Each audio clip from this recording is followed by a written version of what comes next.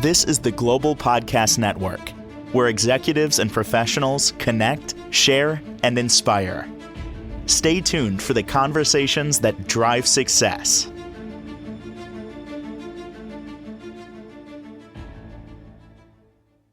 And welcome back, everyone.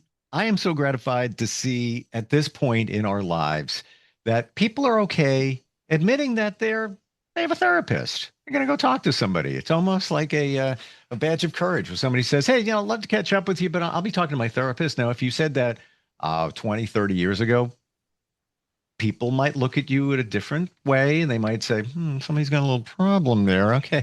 It was kind of hush hush. We're finally, we take care of our physical health. We're taking care of our mental health. But the question is, how do you know when you need a therapist?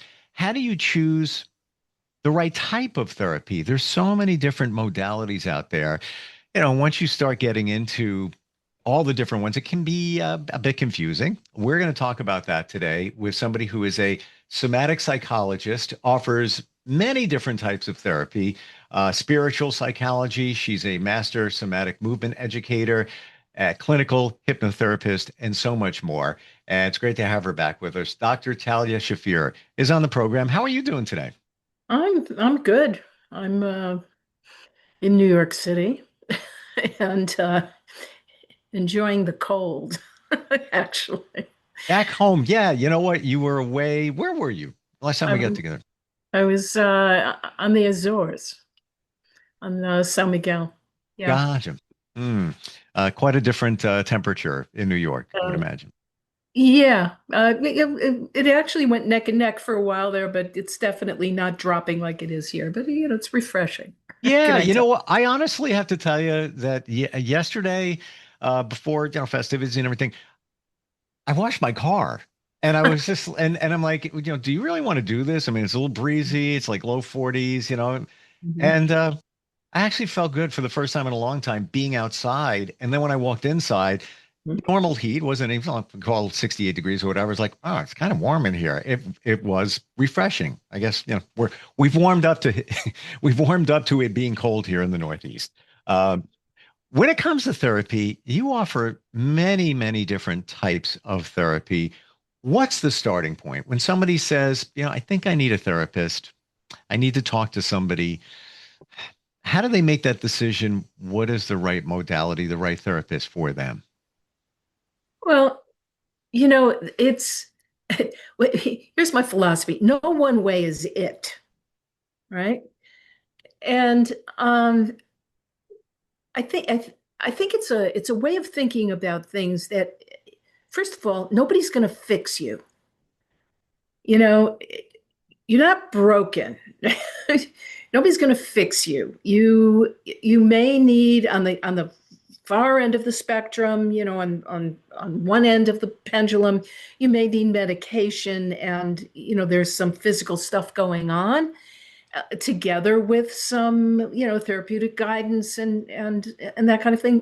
But on the other end, when you don't like how your relationship is going, or you keep running into the same roadblock, or when you suddenly go, wait a minute, Groundhog Day, what's going on here? That's when you maybe, let me put it this way. If you go to, what's wrong with me? It's like, there's nothing wrong with you. This is part of how we go through life. The brain just, we can hypnotize ourselves. You don't need me to do that. If you ever went to school and, toward the end of the afternoon, the teacher's voice is droning in the background and you're looking outside at the trees and the birds, you've been hypnotized. So Yeah, I wouldn't remember worry. the teacher in Charlie Brown where it's like wah, wah, wah, wah, wah, wah, wah, wah. You'd never hear the teacher's voice, just wah, wah, wah, wah, wah, wah, wah.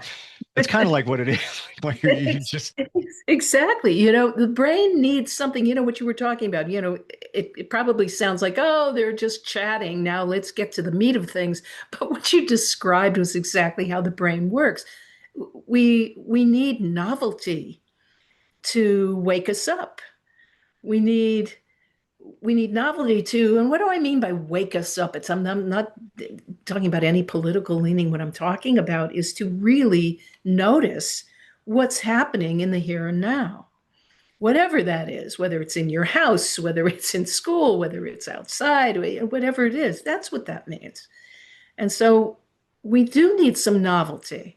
And intuitively you went outside and washed your car, and you come out, what word did you use? Refreshed. Yes.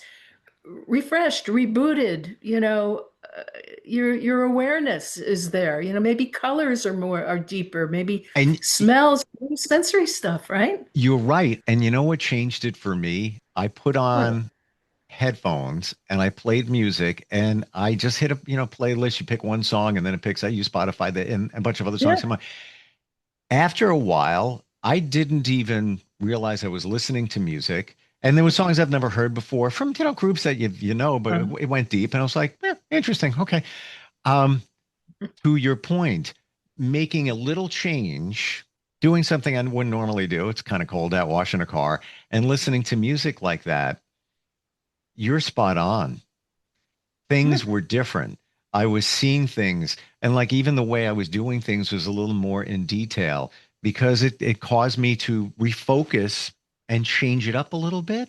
Yeah. It Mhm. was actually very fun. Yes, hey, look, what I always say is happy is a feeling too. Mm. It's, when therapy becomes, what should I say? Well, I'm back in New York, so I'll use an expression my grandmother would use, a fetch fest, you Uh-huh. know, a Yep. whining, it's like, oh, I'm going to therapy. Okay, what are all the bad things that happen?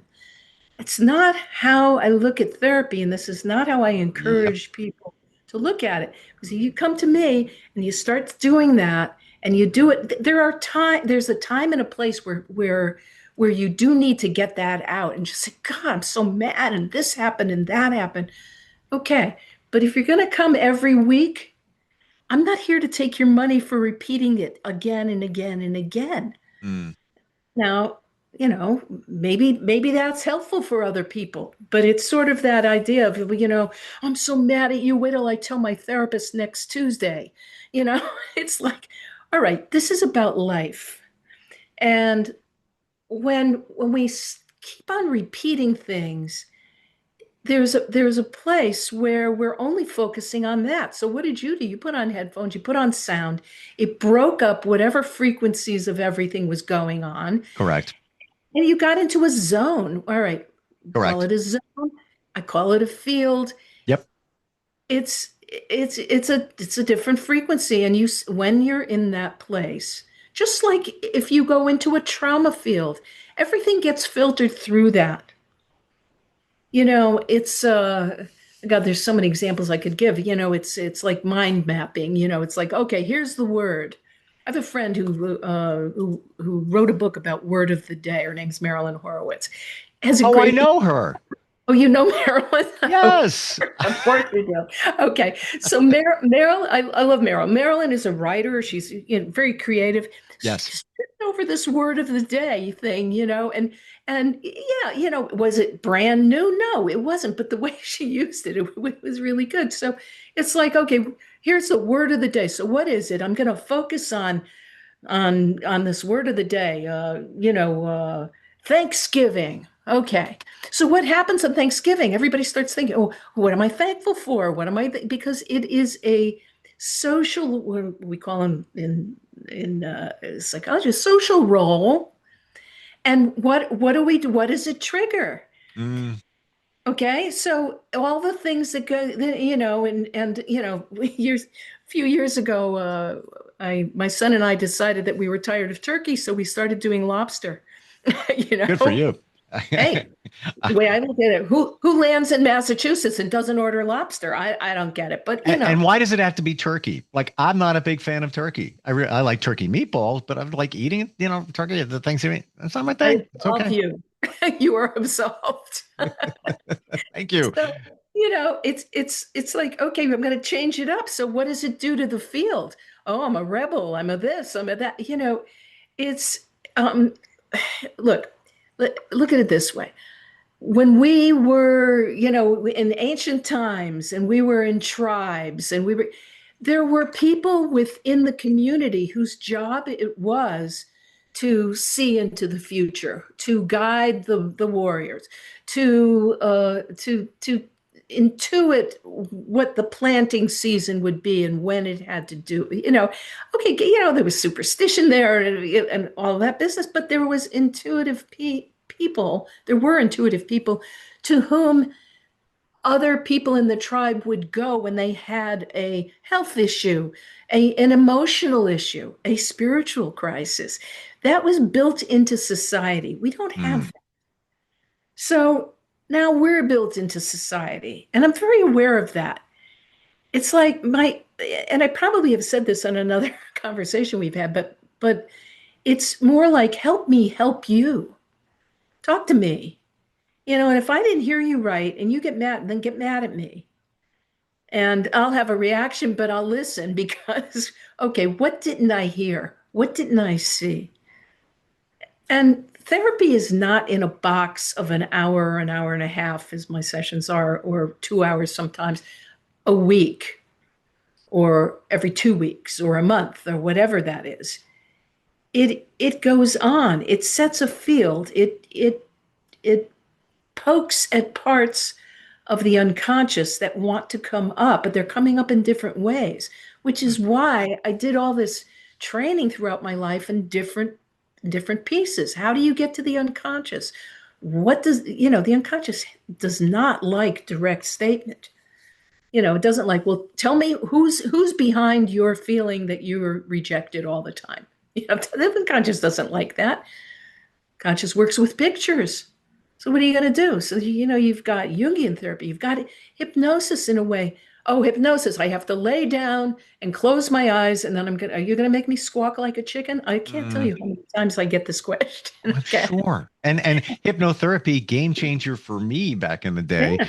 And all those things, those misconceptions, those myths, I lived them. I want to validate a number of things that you've said so far. Number one, me washing the car. You're 100% right. By doing that, I broke a certain frequency I was in surrounding the holiday, and it Yeah. worked. And it was like kind of a reset button.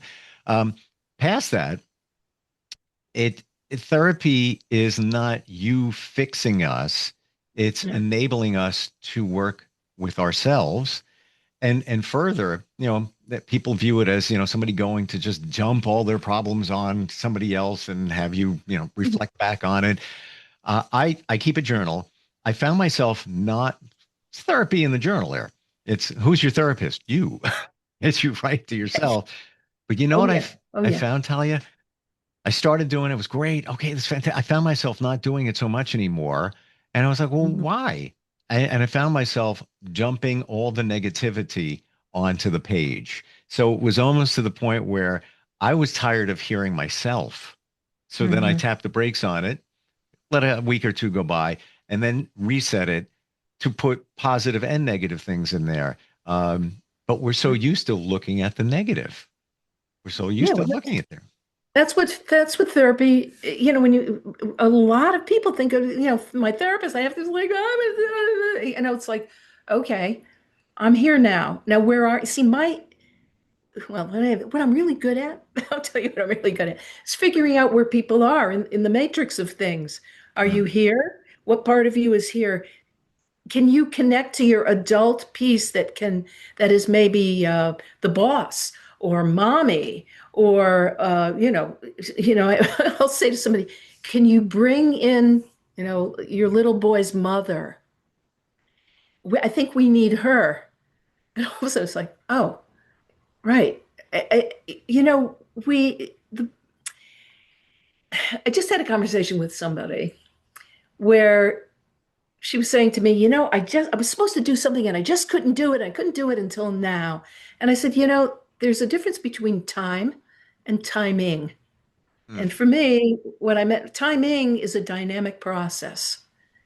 We enter in, it's not quite, we beat ourselves up. I'm procrastinating. I didn't do this. Well, maybe it isn't time. And this is where I want to take people in therapy, where you know, it's, maybe you've gone to the point where you have used every strategy you have and it's not working. And instead of thinking, oh, what's wrong with me? It's not working. You want to reach out and get support, take back the information, work it. But a lot of times people, when they get into certain situations, they haven't had in their life. It's an imprint, right? Especially early life, where they've been those fears, those confusions, those threats of perceptions of threat to life and limb. There hasn't been anybody there to consistently to support them, to move them into life with agency and a haven of safety, which are your two major pillars of security, right? And so, that's part of my job. I'm not here to make sure that every session you walk out feeling, fantastic, clicking your heels and saying, home sweet home. I'm I'm I'm here to help you keep the bigger picture in mind.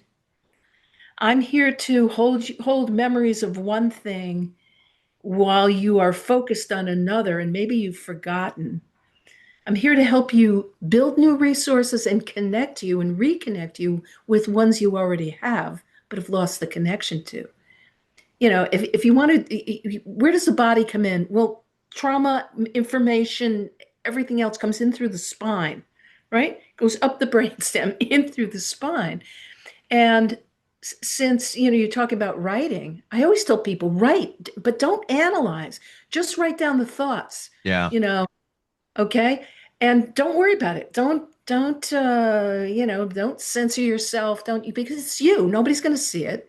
And we'll look at it, and over time you will see patterns, and you will see different ages that certain situations bring you to and get you stuck in, right? So, but somatically, what happens goes in up through the spine. What's connected to the spine? Every limb you have and organs. So when you write, if you take your hand, bring it up, it's connected to your heart. And when you're having emotional signals come through you and you write them down, you're letting this energy pass through that muscle and you're putting it on the page, but you're literally putting it on the page. Mm. Making contact with things. You have somebody, they're like this all the time, or they're like that. They start doing this, or or you say sit, and they put their hands in their lap like this. Well, you can see where my shoulders went. Yep. And they're in their 60s, but they're becoming very small.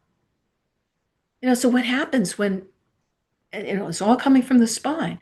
What happens when I make a movement out of that pattern? That's why the body is so important. So the one thing I would say is, if whatever therapy you're looking at, whatever person you're drawn to, or maybe a friend said, hey, I've got a really good therapist, and you've mentioned that I've really changed. And, I always talk to people. You can call me and talk to me. I'm not going to talk forever. I'm going to talk to you for about 15 minutes or so that you understand what I do and I understand what you need. And do they do they merge? Mm-hmm. Do they meld? Do you want to try it? You've got to include the body in whatever way you include the body. But I always encourage people to, if they say, hey, there's this workshop, or I went and took this course. You mentioned NLP, I went, NLP, or something. I go, great, go do it. Bring it back here. Now you have, of course, psychedelic therapy, cannabis assisted psychotherapy. And if someone wants to do it, number one, I'm going to check to make sure they're doing it with someone reputable who's been trained. Yep. And is trained in trauma, because you never know. But on the other hand, I go, great, bring it back here. And And I can say that 100% of the time, because this is quite a a statement, but I'm this word of God.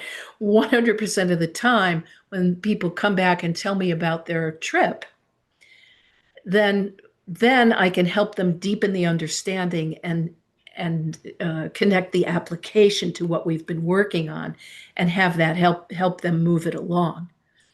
So, I mean, It's just another way to open your mind up and right. access, as That's is right. hypnotherapy. But as I'm learning through you and just studying a lot of somatics and movement, Yeah. movement is key. Exercise, yeah, it's for ever since we were kids. You need to exercise.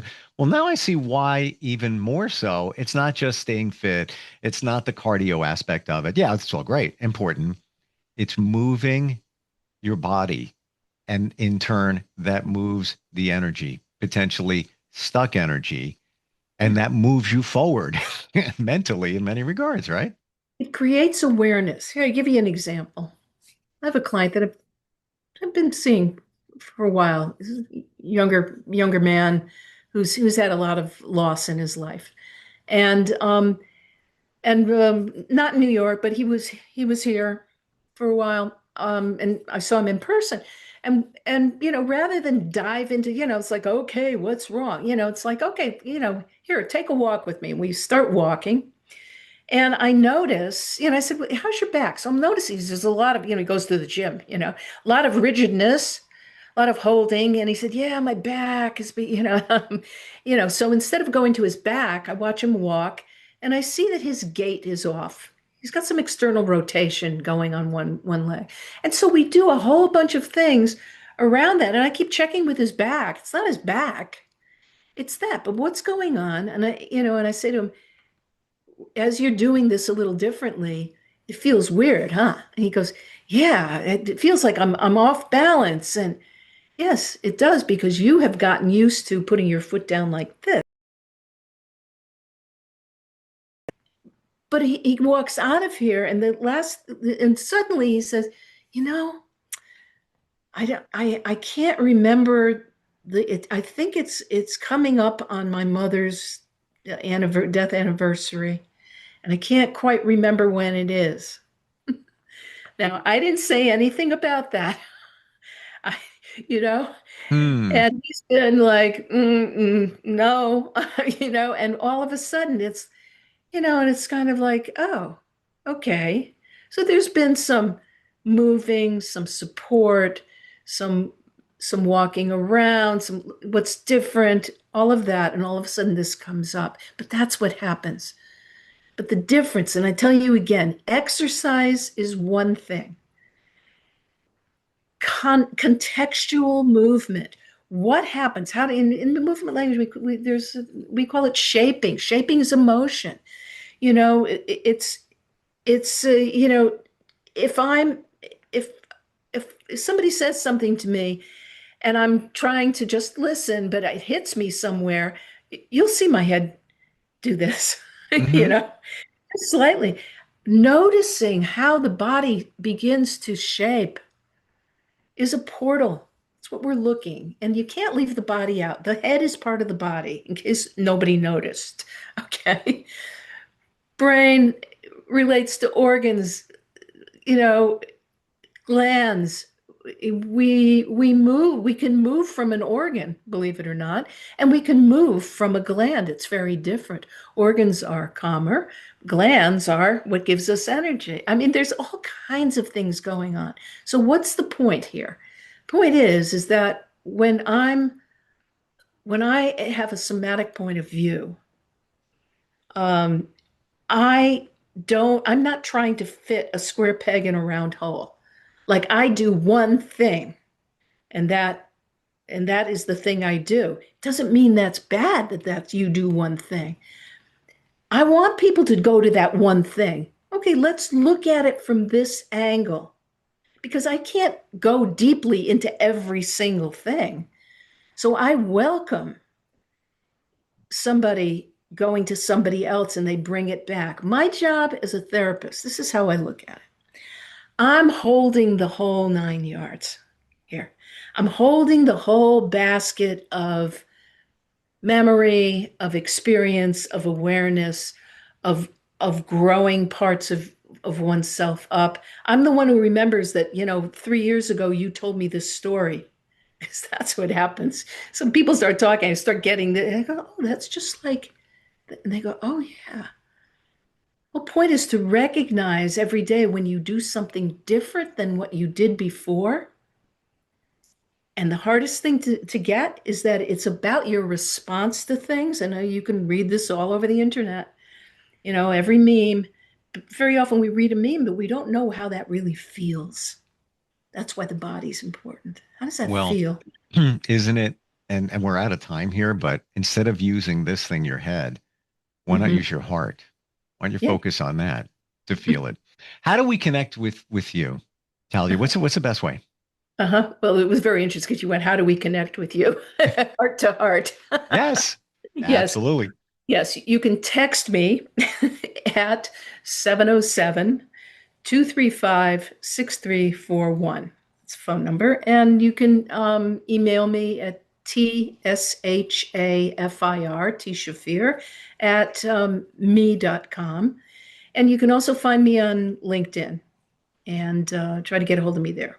Always So, great talking with you. Love your insight. I've learned so much. And I had to validate a few things, even in my world, what you said is like, yes, that's exactly right. Yes, that's what happened. It's I'm once you happy for you. well, I learn from the best. Once you start realizing these things, life begins to change. Thank you so much for being here today. Looking Steve, forward thank next you. time we get together. Bye-bye. Appreciate it. We'll be right back. This is the Global Podcast Network, where executives and professionals connect, share, and inspire. Stay tuned for the conversations that drive success.